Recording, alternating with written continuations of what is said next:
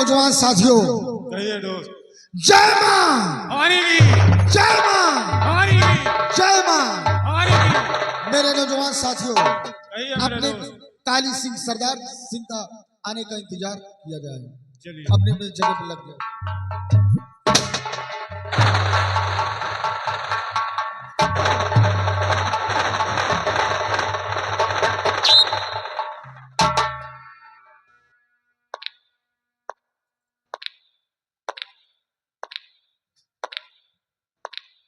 मेरे नौजवान साथियों, सरदार जी, अड्डे का क्या समाचार है? सरदार जी, अड्डे का समाचार सब ठीक है? ठीक है। जी सरदार। आज मैं तुम लोगों से कुछ बताना चाहता हूँ। क्या बताना चाहते हैं सरदार? मेरे पिता का नाम रणधीर सिंह था। हमारे ही गांव का जमींदार लाखन सिंह था।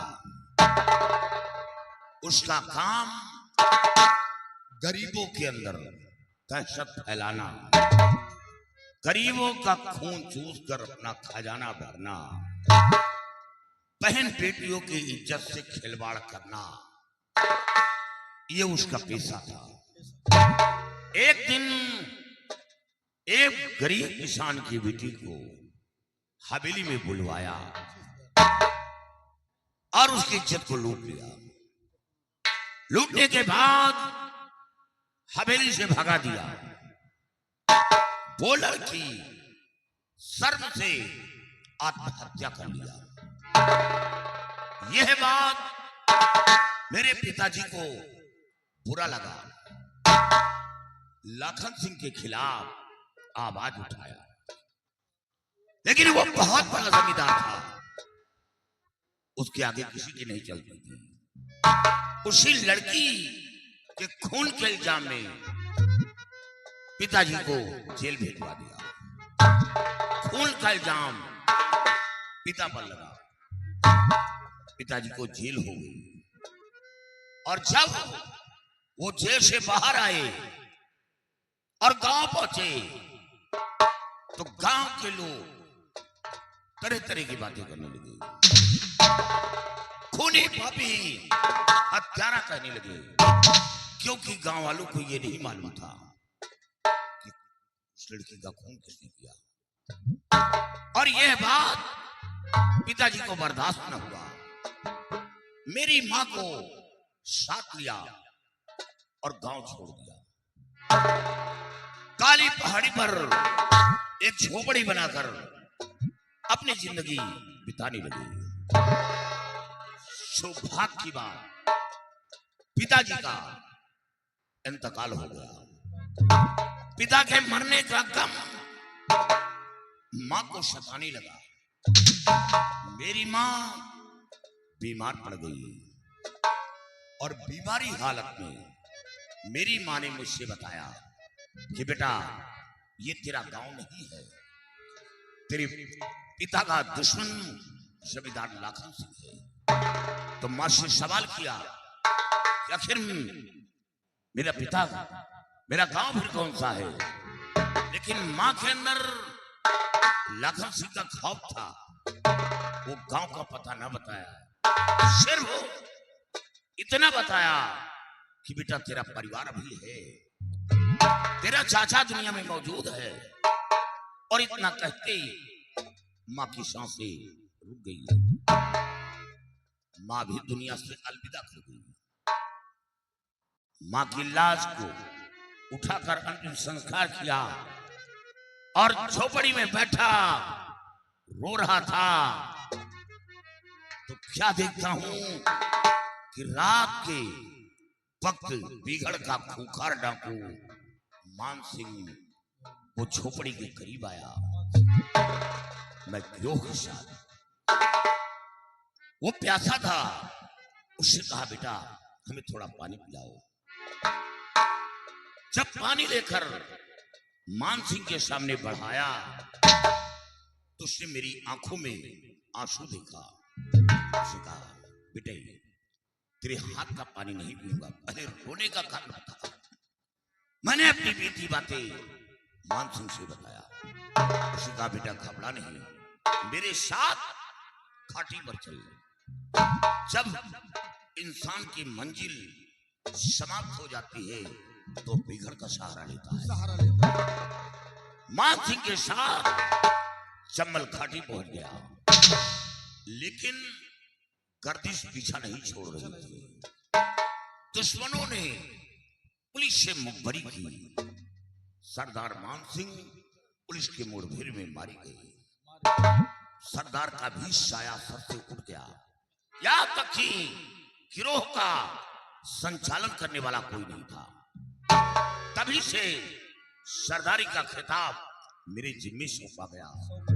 मां कारी की सौगंध खिलाया गया और हाथ में बंदूक थमाया गया, मस्तक पर तिलक लगाया गया और तभी सौगंध खाया कि मैं गरीबों की सेवा करूंगा, मजलूमों की मदद करूंगा और भूलकर बहन बेटी पर कोई आंख नहीं उठाएगा, क्योंकि डाकुओं की मौत उसी दिन होती है जिस दिन बहन बेटी की इज्जत का लुटेरा बनता है। उसी दिन उसका अंत होता है और सबसे बड़ा दुश्मन मेरी नजर में वही होगा जो नारियों पर जुल्म करेगा। याद रख, अगर किसी ने नारियों पर जुल्म किया, भैरव, किसी ने नारियों पर जुल्म किया तो मैं उसे जिंदा जमीन में दफन कर दूंगा। कोई नहीं करेगा। मैं जानता हूं कि तुम गलती नहीं करोगे, क्योंकि तुम्हारा बाप भी बहुत बड़ा समझदार था।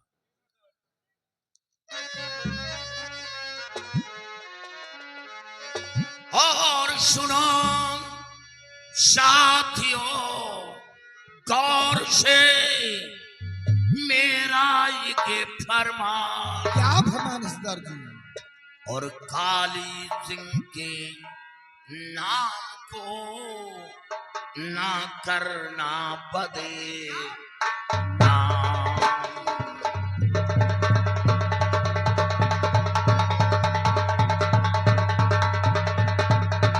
और काली सिंह के नाम को ना करना बदे नाम।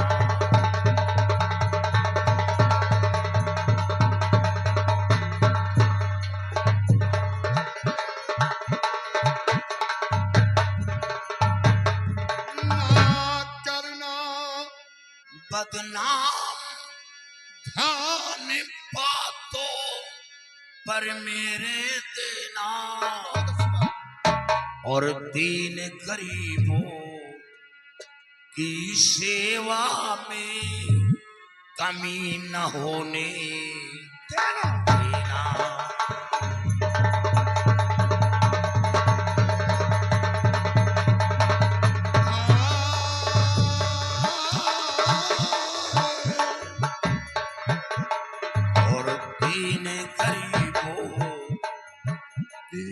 सेवा में कमी न होने देना।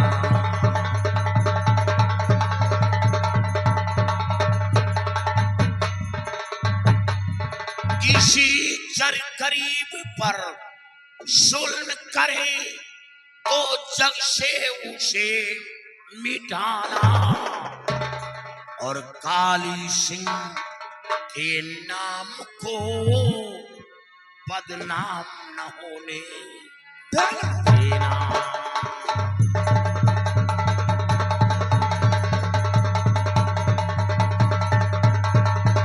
काली सिंह के नाम को बदनाम न होने देना।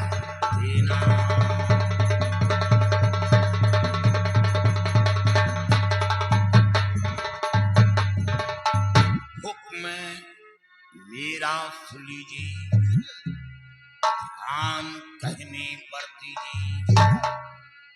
लूटो हराम की दौलत और आँच नाई सर पे कभी जियो उन्हीं बदौलत।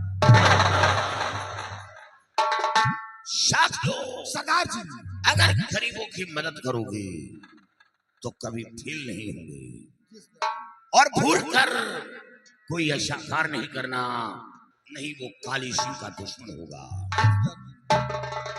तैयारी बनाओ। चलिए सरदार जी। आज हम उत्तर दिशा चलेंगे और ये पता लगाओ कि लाखन से कहां का रहने वाला है। अगर लाखन सिंह मिल गया तो मेरा परिवार आसानी से मिल जाएगा। मिल जाएगा। और लाखन सिंह की वजह से आज जंगल की खाक चढ़ा, जिसने हमें घर से बेघर किया, हाथ में बंदूक थमाया, जिस पर काली वर्दी दिखाया, परिवार से महरूम रखा, सबसे बड़ा दुश्मन है तो कौन? लाखन सिंह। लाखन सिंह। पता लगाओ, अगर लाखन सिंह मिल गया तो भगवान कसम इतनी गोली मारूंगा कि लोग भूल जाएंगे, उसका जिस्म छलनी हो जाएगा। लोग ये नहीं समझ पाएंगे कि वही जमींदार लाखन सिंह है या कि मधुमक्खी का छिपा है। तैयारी बनो। चलिए सरदार जी।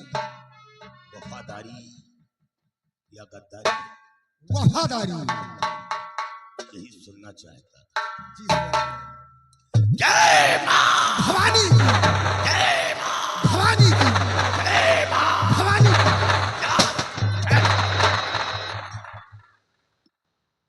तुम काफी तादाद में बम बन ले लो। जी सरदार जी। ये बताओ कितने बार जेल गए हो बम के चक्कर में? कम से कम 5 बार। 5 बार। प्रतापगढ़िया हो ना, राजा भैया की इलाके के। जी सरदार जी। 5 बार जेल गए। 2 बार तो रायबरेली में गए थे। अब 6 बार जाओगे। और आओ हम अंदर करते हैं। जय मां।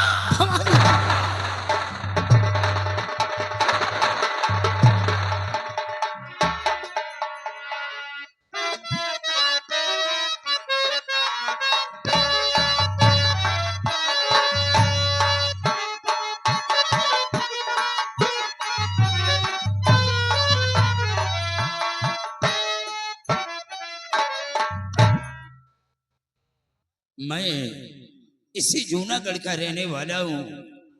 हमारा नाम जमींदार सोहन सिंह है। हमारी ठाकुराइन वो एक बेटी का जन्म देख करके भगवान को प्यारी हो गई, और इस वक्त हमारी बेटी ममता वो सयानी हो चुकी है, लेकिन हमारी बेटी बाहर पढ़ाई करती है। आज वो मुझसे मिलने के लिए आ रही है, लेकिन अब हम अपने बेटी को पढ़ाएंगे नहीं, बल्कि अपनी बेटी की शादी करेंगे, और शादी उसी लड़के के साथ करेंगे जो लड़का हमारे घर पर हमेशा जवाई बन करके रहे। शिवाई, तुम अपनी ड्यूटी पे तैनात रहो। काश अगर कोई भी गरीब मोहताज यतीम अगर हमारी हवेली की तरफ आता है तो वो खाली हाथ वापस जाने न पाए। कैसे आज्ञा बाबू साहब? क्योंकि तुम्हें मालूम है कि आज तूने गरीबों की दुआ से ऊपर वाले ने मुझे सब कुछ दिया है। क्यों नहीं बाबू साहब?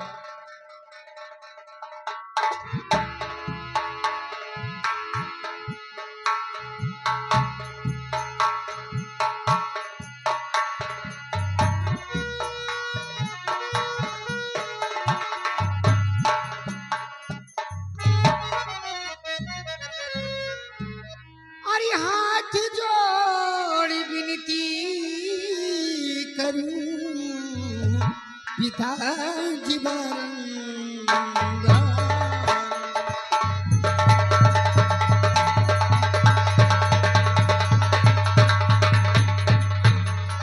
हाथ जोड़ी विनती करूं पिताजी बारंबार,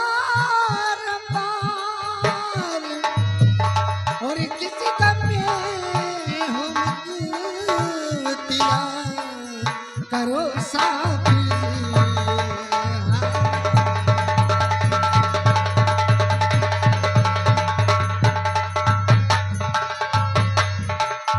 क्या बात है बाबूजी, आपकी तबीयत तो ठीक है? हाँ इतना बेटी, उदास क्यों बैठी है? हमारी तबीयत बिल्कुल ठीक है। तो फिर क्या आशंका है आपको? बस बैठे बैठे कुछ बातें सोच रहा था। क्या सोच रहे थे जी? 24 घंटे फिक्र में बेटी रहूं।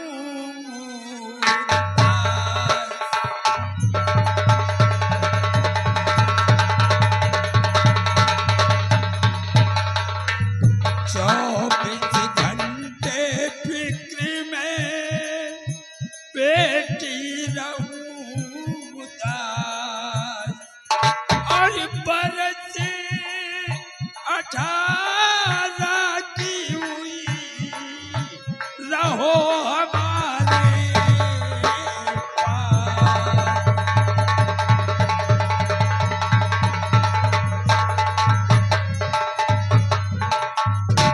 बेटी, जी बाबूजी। बस बैठे बैठे तुम्हारी शादी के विषय में सोच रहा था। पिताजी, आपके साल और पढ़ाई कर लीजिए, उसके बाद आप जो भी फैसला करेंगे मैं उसमें तक नहीं करूंगी बाबूजी। बेटी, अगर तुम्हारी यही मर्जी है तो अब की साल और पढ़ाई कर लो, फिर अगले साल हम तुम्हारी शादी के विषय में सोचेंगे। जी आओ, आप सुबह से खेत की तरफ निकले हैं, अभी तक आपने भोजन नहीं किया है, आपको भूख लगी होगी। सबसे पहले चलो सब लोग बैठ करके खाना खाते हैं, उसके बाद आप खेत की तरफ जाना। हाँ बेटी, चलो सबसे पहले हम सब लोग बैठकर भोजन करते हैं, बाकी का काम फिर बाद में देखेंगे। जी। सिपाही आओ। आओ।